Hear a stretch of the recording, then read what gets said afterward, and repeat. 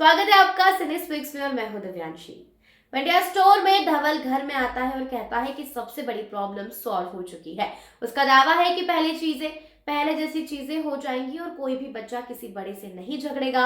अमरीश उसका हाथ पकड़ लेता है लेकिन कहता है कि वह ठीक है और चला जाता है। बाद में हर कोई अपने कमरे में चला जाता है क्योंकि नताशा सड़क पर भटकती है और धवल गाड़ी चलाता है और याद करता है कि वह कितना अपमानजनक था। दोनों अपने अलगाव को स्वीकार नहीं कर पाते जबकि धवल बाइक से गिरकर घायल हो जाता है।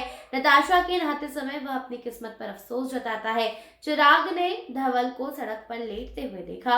वह उसे गले लगाता है और धवल से पूछता है कि उसे नताशा को जाने क्यों दिया। धवल का कहना है कि अगर अमरीश वापस नहीं आया तो वह वापस नहीं आता।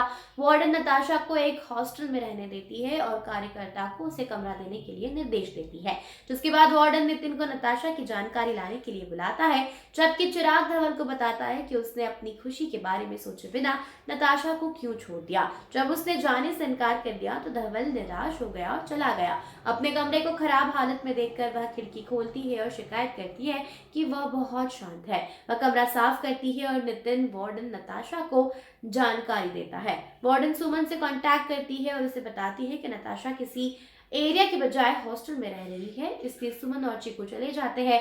धवल ने जो कंगन नताशा को दिए थे वह गुस्से में उसके सामान से निकाल दिया जाता है, जबकि धवल उस दिन को याद करने के बाद उसे पंड्या स्टोर में नष्ट कर देता है। फ्रेश होने के बाद नताशा अपनी अलमारी में धवल की फोटो देखती है और डर जाती है, इसलिए वह वर्कर से पूछती है। वह कहती है कि उसके बच्चे उससे प्यार से नफरत करते हैं, इसलिए नताशा उसकी तस्वीर को खराब कर देती है, जबकि धवल अपने विकल्पों के बारे में सोचता है। उसका मानना है कि वह नताशा के साथ रह सकता है था, लेकिन शर्तों पर जीना चाहती थी, इसलिए उसने उसकी खुशी के लिए उसे छोड़ दिया। सुमन और चीकू नताशा को चौंकाते हुए हॉस्टल पहुंचते हैं, लेकिन सुमन अपनी बाह खोलती है और उसे गले लगा लेती है। झूठ बोलने के लिए सुमन उसे पीटती है। तब चीकू रोते हुए नताशा का बचाव करता है और कहता है कि धवल ने उसे फिर से छोड़ दिया।